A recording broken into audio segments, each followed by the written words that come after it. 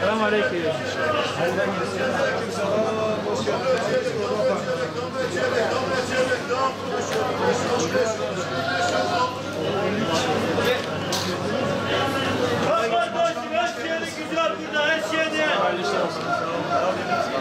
Mesela Kürdü, Türk'ü, Lazı, Çerkezi hepsi kardeş olsun. Hepsinin dil hakkı olsun, hepsinin kimlik hakkı olsun, hepsi kardeş olsun. Tabii. Bunu önceleyen bir parti. İnşallah adaleti önceleyen bir parti. Pişman olmayacaksınız.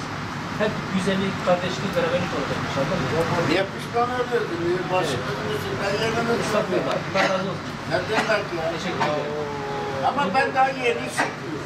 İnşallah bundan sonra daha çok iş yapacaksınız.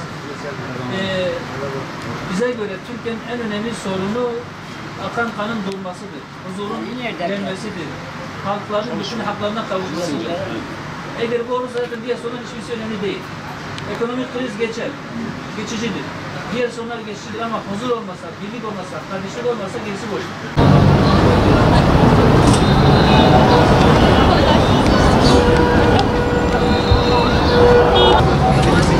Hoş geldiniz. Nasılsınız?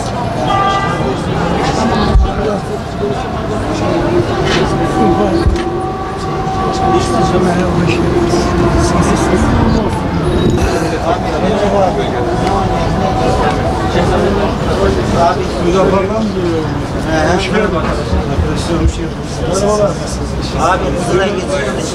Milletler burada. O Halil Bey Malatya. Gençlerin bu emek basın üniversiteleri şeylerine